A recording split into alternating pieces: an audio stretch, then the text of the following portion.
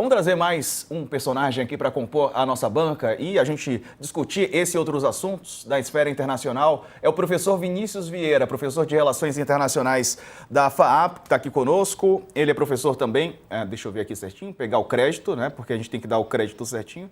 Da FAAP e da FGV. Obrigado, me salvou. A minha amiga Larissa Delacorte, que está lá dentro do controle. Professor, bem-vindo. Boa tarde. Essa fala do presidente Lula, as questões relacionadas a moedas, né, nas transições entre países. O presidente Lula marcou posição e falou a opinião dele sobre esse assunto. O Trump não gosta, né, quando falam em deixar o dólar de lado.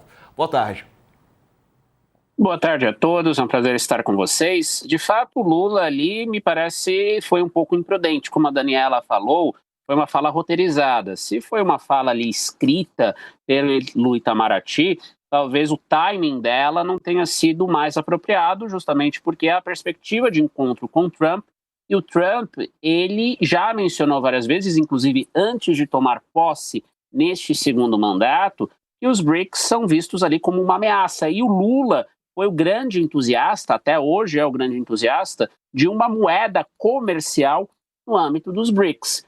Mas nós devemos aqui atentar para a realidade. O fato é que os países da ASEAN, que é a Associação das Nações do Sudeste Asiático, o encontro, né, dessa associação é onde haverá ali essa reunião Trump-Lula, se não houver nenhum imprevisto aí no próximo domingo.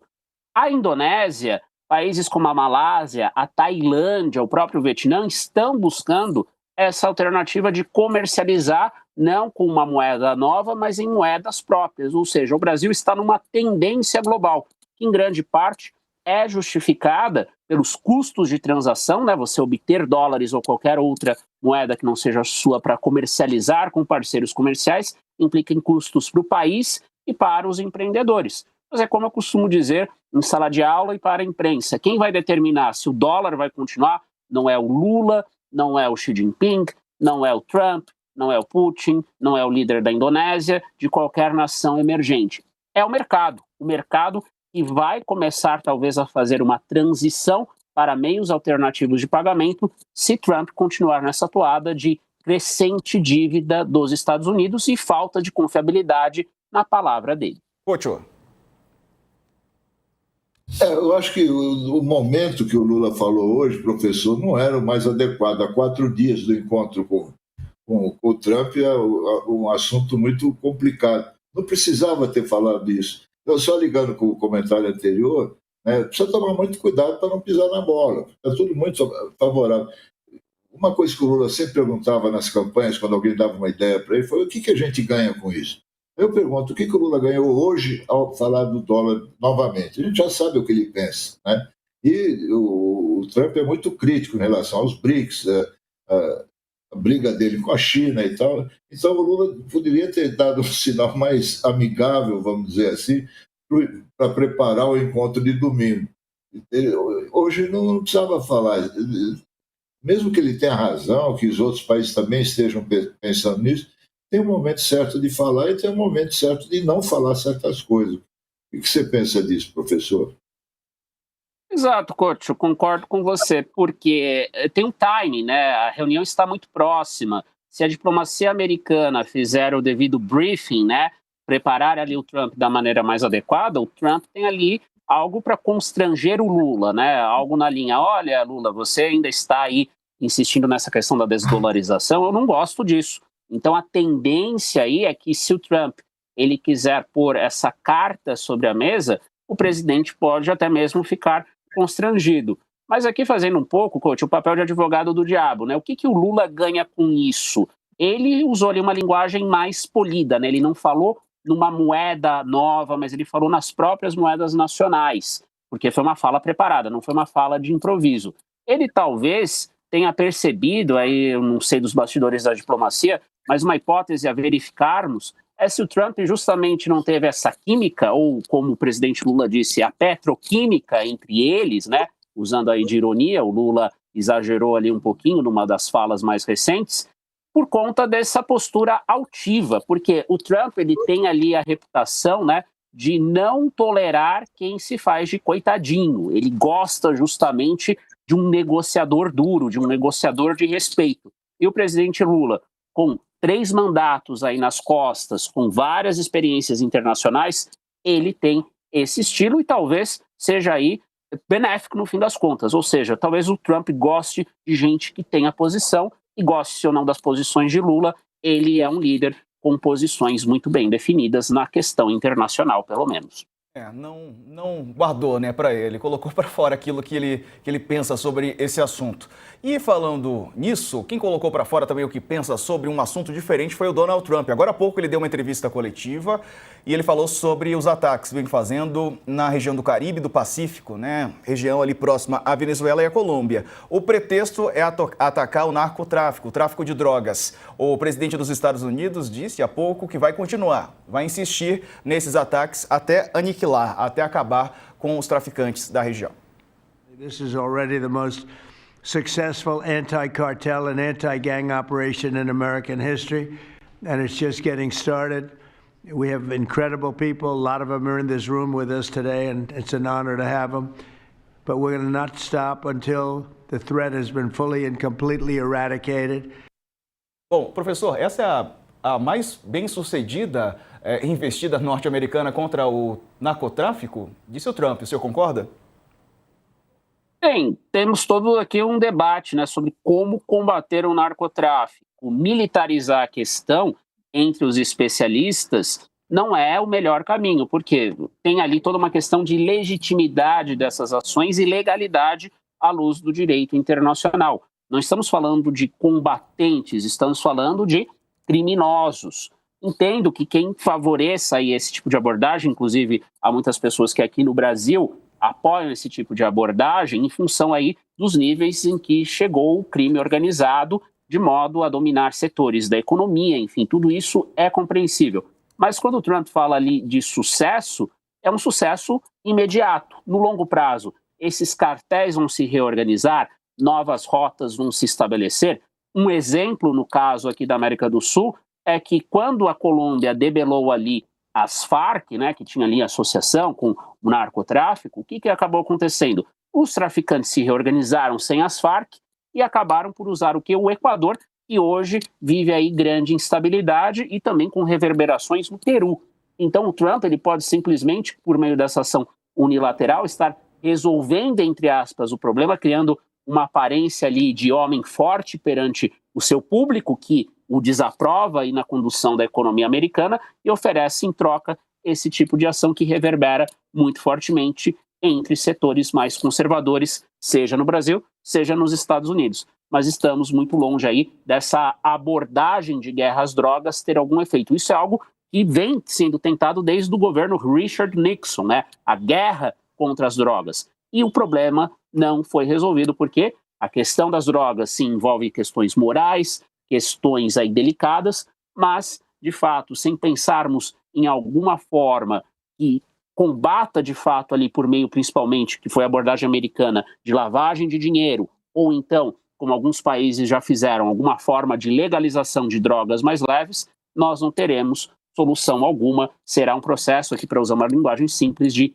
enxugar gelo e apenas fazer aí pirotecnia para a sua base política, como Trump está fazendo. Agora, Dani, é curioso, né? Um país que não consegue controlar a entrada de drogas no seu território e até territórios estrangeiros e disparar, né, contra embarcações que diz ser de narcotraficantes. Ainda faltam algumas explicações. Na verdade, tem um problema que é anterior, inclusive, a esse, que é o fato de que os Estados Unidos é o maior consumidor, por exemplo, de cocaína e fentanil do mundo, né? Então, assim, não tem muito como você tem uma demanda, né, por esses produtos, e não me parece haver um programa específico bem dotado, né, com recursos, investimento, porque recuperação de drogadição ela é uma recuperação que custa muito caro, a taxa de reincidência, infelizmente, é muito alta, demanda um acompanhamento muito forte, e, assim, países como a Holanda conseguiram fazer revoluções quando, por exemplo, do combate à epidemia de heroína, né, décadas atrás, mas usando falando de políticas muito arrojadas, aguerridas, que hoje são muito, inclusive seriam, acredito, rechaçadas por países ou por pessoas do que se convencionou chamar no Brasil conservadoras, né? Então, tem um problema anterior a isso, que os Estados Unidos são destino de drogas porque são o maior consumidor mundial das duas drogas que está buscando espantar, cocaína e fentanil, que virou realmente um problema de saúde pública gravíssimo. Você tem áreas e mais áreas dos Estados Unidos onde as pessoas estão como zumbis mesmo, né? É um produto ainda mais horroroso, eu diria, né, se é que é possível, do que o crack, que também é uma praga aqui no nosso Brasil. Mas Donald Trump tem, inclusive, com isso inspirado, né, pessoas, autoridades aqui no Brasil. Acho que a gente vai tratar desse assunto. Sim. O senador Flávio Bolsonaro fez uma postagem em inglês. Vou aguardar, então, você trazer, porque realmente, assim, acho que a gente está vendo mortes e questionamentos de autoridades a esses assassinatos, como foi, por exemplo, o Gustavo Petro, presidente da Colômbia, disse, olha, o que Trump está chamando de narcotraficante era, na verdade, um pescador, sem qualquer tipo de registro de envolvimento com crime organizado. Matou um inocente. A partir daí, uma escalada retórica e uma escalada de posição de ataque, inclusive de abatimento dessas embarcações. E é um abatimento, ontem quem estava aqui com a gente, não sei se o Couto viu as imagens, Couto, eu não tinha ideia de que era uma explosão, praticamente um míssil que é lançado contra a embarcação, de modo que, assim, não fica nada, né? Nem para que se comprove que havia ali mesmo pacotes e mais pacotes e mais quilos de drogas. Olha aí, gente, a imagem olha aí. Eu não tinha visto ainda, muito Dani. Impressionante Forte, a imagem. Né? Muito impressionante. A imagem é muito impressionante, não sobra nada. Nossa, e assim, digamos, se houvesse, né? Se houvesse, no caso, drogas, essa é a abordagem correta, né? Digamos assim, mata-se os bandidos, são bandidos, se forem, né, narcotraficantes, não deveriam ser presos, né, processados, eventualmente condenados e pagarem pelos seus crimes? É a pergunta que se faz, e muita gente agora vai aparecer no chat e nos comentários dizendo que estou defendendo bandido. Mas aí é falta de compreensão mesmo, não tem muito o que fazer sobre a sua falta de compreensão, você, coleguinha, que está aí digitando com ódio agora nos seus dedinhos, nas suas mãos. Pessoal, e o Flávio Bolsonaro, ele usou as redes sociais para pedir para o Trump atacar aqui o Rio de Janeiro. Por que não, hein? Que inveja, disse ele. Ouvi dizer que existem barcos como esse aqui no Rio de Janeiro, na Baía de Guanabara, inundando o Brasil com drogas. Você não gostaria de passar alguns meses aqui nos ajudando a combater essas organizações terroristas? Foi a essa postagem que você se referia, né, Dani? Sim, eu fiquei um pouco, eu até escrevi para alguns integrantes aí do partido, né? O senador Flávio Bolsonaro era considerado, na família, aquele que de maior discernimento ou preocupação com o tom de sua retórica, né? Aparentemente também abandonou isso ao sugerir, ainda que eu não sei se é possível dar um tom de gracejo, sugerir um bombardeio. Vocês acabaram de ver aí exatamente o que é este bombardeio no estado que o elegeu, dentro de um dos maiores símbolos do Rio de Janeiro, a Baía da Guanabara. Entendo que o senador Flávio Bolsonaro, né, adere a um discurso de uma ala da direita que vem provocando rechaço na centro-direita, que está acoplada, que acompanha, que vota em alguns quadros vinculados ao bolsonarismo, mas tem rechaço a esse tipo de posição mais extremada, né? Então, assim, sugerir um bombardeio dos Estados Unidos nos termos em que a gente acabou de ver aí, quais são os termos em que se dão esses bombardeios? Parece lançamento de míssil mesmo, mar a mar, né? Mas é uma artilharia pesada, tiro, é míssil. Quando o senador fala, de alguma forma, prega, pede, né, diz que está com inveja e pede, não é que ele está falando de águas internacionais, ele está dizendo que está na Baía de Guanabara. É um dos cartões postais do Rio de Janeiro. Realmente, eu fiquei sem compreender. Comentando com um integrante do Senado, ele disse, só faltou pedir para invadir. Não seria exatamente o primeiro integrante da família a fazer algum tipo de sugestão nesse sentido, mas vindo do senador Flávio Bolsonaro realmente surpreende.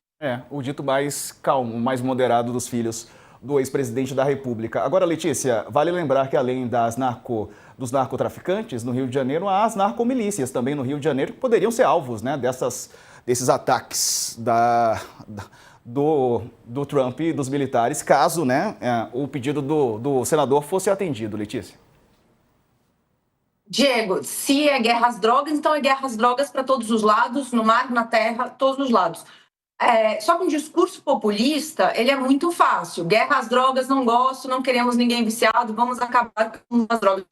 Isso não é dúvida para ninguém.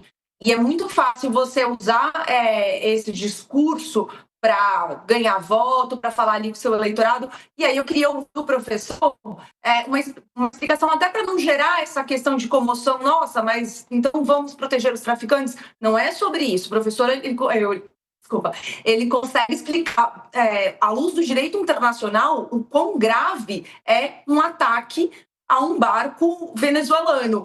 E, coach, eu até queria, lembrando do seu outro comentário anterior, sobre a questão da negociação com o Trump, a questão da moeda dos BRICS, o quanto também que o Lula fazer uma colocação dessas hoje, falar sobre moeda regional, desdolarização, não ajuda a ele chegar com mais força para uma mesa de negociação para discutir com o Trump, inclusive para poder colocar a Venezuela na questão. Então, falar, a gente pode pensar, segurar, colocar o pé no freio ali de desdolarização, mas também dê uma olhada aí, Trump tem que segurar essa sua onda com Venezuela. Se não seria um blefe do presidente, você conhece tanto o Lula. Então, eu queria ouvir eles dois um pouquinho sobre isso.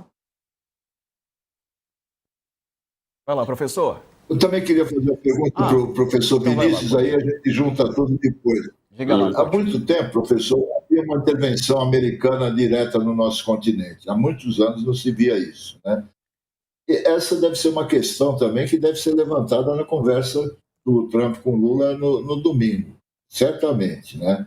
E é uma questão muito delicada, né? O Lula vai ter que falar, se posicionar diante disso. Não digo cobrar, mas se posicionar. Como é que você vê isso?